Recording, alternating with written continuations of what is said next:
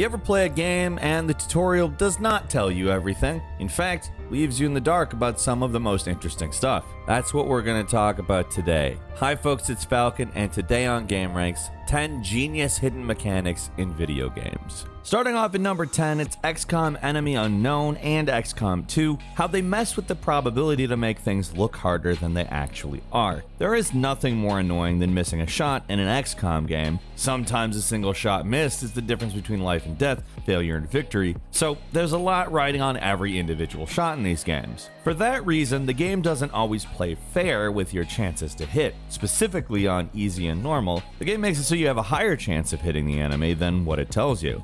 According to this very detailed post from a user from the Penny Arcade forums, which has been reposted on Game FAQs, and I thought Twitter was bad for sourcing, any chance to hit is actually 120% of the displayed value if you're playing on normal with 4 or less soldiers. Anytime you miss, the game will increase your chance to hit by 15%, and on top of that, if an enemy manages to hit you, then your chances to hit goes down by 10% for every following hit. One weird thing about all this fuzzy math is that the chance to hit is actually capped at 95%, meaning that even a 100% shot can miss. Not sure how that factors into making things easier, but there you go. There's 2 reasons for this. The first is psychological. When you see, for example, a hit chance of 85%, most people think that they're gonna hit, like it's a surefire hit. They do not think about the 15% chance they have to miss. On top of that, it just sucks to miss. It's disappointing, it's frustrating, especially if you miss a lot in a row. That's why they make it so enemies are more likely to miss you as well. Having an enemy's shots connect constantly because of bad luck can be incredibly frustrating, so they make things a little easier for you if they do manage to damage one of your guys. It's not a surefire thing, but it does up your odds just a little bit. Many games lie to you about probabilities and numbers, and unless it's competitive, it's usually just gonna try to skew things in your favor. The numbers make it seem like the odds are really against you, but in reality, the game is a little more forgiving than that. At number 9 in the Uncharted series, they make enemies less aggressive than they look. Like, you ever notice that sometimes in situations where realistically you'd be immediately shot, like if you left cover, it's just be like Swiss cheese, but instead you were able to move around without taking even a scratch? Yeah, it's not just luck, it's intentional. The design here, if this massive Twitter thread about hidden game mechanics is to be believed, it is entirely what the developers wanted to happen. This covers a few things shooters do to make the games more fun. For one thing, many games, and it's specifically Uncharted, will only have a few enemies actually shooting at the player at any given time. Even if it looks like you're fighting overwhelming odds, only a couple of guys are actually shooting at you. To go along with that, Uncharted also does this thing where enemies will always miss their shots while you're exiting cover as a way to make shootouts less frustrating. It wouldn't be much fun if you died the second your head popped out of cover, so the game gives you a little grace period every time. And like we said, this is not the only game that does it. A lot of games use some variation of these tricks, but one that was singled out in that big Twitter thread we mentioned was the original Half-Life, where apparently only 2 enemies will ever attack you even when you're looking at them, and the rest will basically run around and bark like angrily, I guess, to make it look like they're doing something. It was honestly pretty clever considering how even to this day, Half-Life 1 is celebrated for its AI. Basically, game designers use a lot of tricks to make shootouts and video games more fun and less frustrating. When you die, it should feel fair, at least in gameplay terms, and it often takes some smoke and mirrors to make that happen. At number 8, in Resident Evil 4, they secretly remove enemies if you restart a section a lot. Resident Evil 4's dynamic difficulty is pretty well known at this point. The game would take away or give your items dynamically depending on how well you were doing, and for most of us at the time it worked great, made the game a little more tense without feeling too frustrating. I knew about the items, but at least according to this replay on that hidden game mechanics thread, the game will do more than just give you ammo and health. Apparently, if you start dying too many times in any given segment, the game will actually start removing enemies entirely. I guess the standard difficulty dynamics really only work in the long term, so this makes for an elegant solution if the player is stuck in the short term. The game never really mentions doing this, and they don't do that patronizing thing where they ask you if you want to lower the difficulty. It just secretly takes out a few enemies in order to make things more manageable for anyone who's struggling. Like we we said, a lot of games do a variation of this, but simply taking out an enemy or two isn't something I've heard of before. I'm probably just forgetting something, but either way, it's a good example of another type of hidden mechanic that can make a game less frustrating to play. At number 7, in Just Cause 2, they cheat physics to make action cooler. Like when cars roll, they aren't really affected by gravity as much, so they get more airtime. For instance, like this is kind of a clever one. A lot of games incorporate some kind of physics system into their games. One clever thing that game designers do is intentionally break those physics as a way of just making things cooler. Like with Just Cause 2, this guy with the Twitter handle Gael said the developers made it so that cars that start to roll aren't affected by gravity as much as they normally would be, so you can get a more wild roll from them. Another subtle thing developers did is make it so that when cars exploded, they would also get thrown forward rather than just straight up. In both of these cases, it meant you'd get destroyed vehicles careening through the air in rather spectacular explosions rather than what they would probably do without that little bit of physics trickery, which is just sit there. A big part of the fun of Just Cause is the amount of chaos you can cause, so making that chaos more dynamic and visually interesting has the benefit of making the game more interesting. It's this little hidden mechanic that doesn't really affect gameplay that much, but it makes the game a little more fun.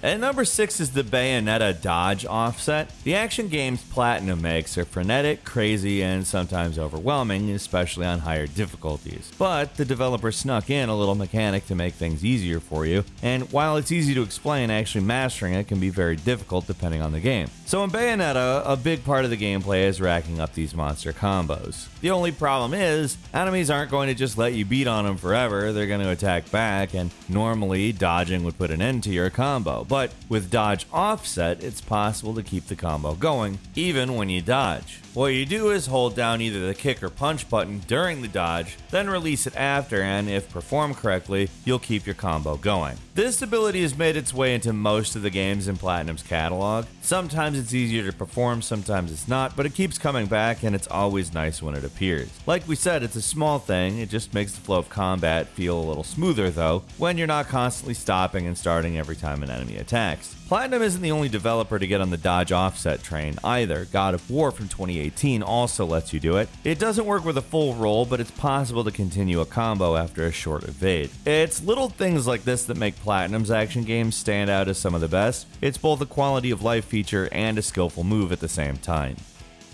And number 5 is Saints Row 3, where they made traffic that changes for you. Yes, the Saints Row series is in many obvious ways very similar to its inspiration, Grand Theft Auto, but in other ways, it's actually pretty different. One big thing that separates the two series is how Saints Row focuses specifically on making things fun, where sometimes Grand Theft Auto focuses on making things feel immersive or real. In Saints Row, it's just big and dumb, but that's a lot of fun. One way that Saints Row makes it easier on the player is how it adjusts traffic to make it easier to get around. If you've played GTA 4, you know, in that game, Rockstar focused on making traffic realistic to the extent it could sometimes be really tough to navigate. Saints Row 3 pretty much does the opposite. Instead of getting in your way, traffic dynamically adjusts a little bit to make it easier to weave around cars. This all comes from a reply from Reddit user Shripcrackers, who explains how this little thing makes it so much easier to speed through traffic compared to other GTA games and clones. And if you spent much time driving around in the game, you probably know exactly what we're talking about. Examples like this show how something as small as making NPC cars slow down a bit or intentionally get out of your way can actually have a big impact on how it feels to play a game.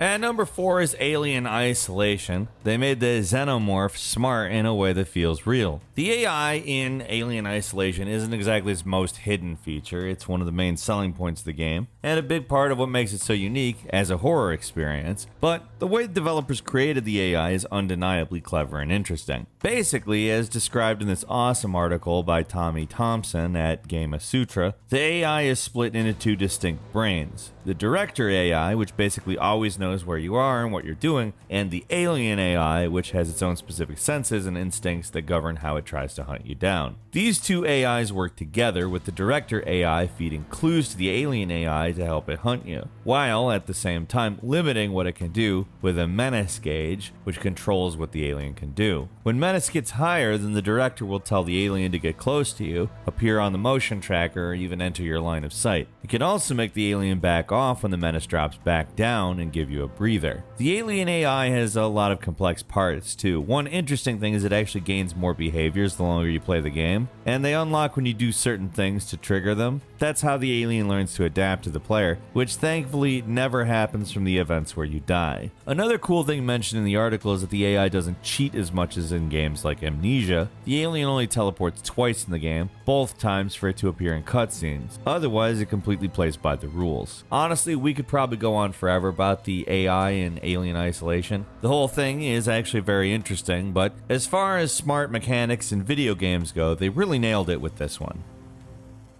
At number 3 in Dark Souls, they put in a nice anti-grinding feature. The Dark Souls series is well known for its difficulty, but did you know that the developers actually put something in that made things easier for the player? Yeah, there's actually a little secret mechanic that drop rates of items and slain enemies will go up every single time you rest at the bonfire in an area and reset the enemies. This one comes to us from Reddit user Crowspeaker, who explains how this little known feature makes it easier to get certain items in the game that have really low drop rates. Another nice feature of the game involves drops from non-respawning enemies. Some of these guys only have a small chance of dropping items, even if they have a lot of chance of dropping. If you eventually kill them all in the game, then the last one will have a 100% chance of dropping the item. As told by Cognimancer, who uses armored boars as an example, the Fang Boar helm has a small chance of dropping from the 3 boars that appear in the game. If you manage to kill 2 of them without getting the helmet, and then you kill the last one, it's a guaranteed drop. All we ever hear is how cruel and evil these games are, so it's kind of fun to see an example of a feature that makes the original Dark Souls game actually less frustrating.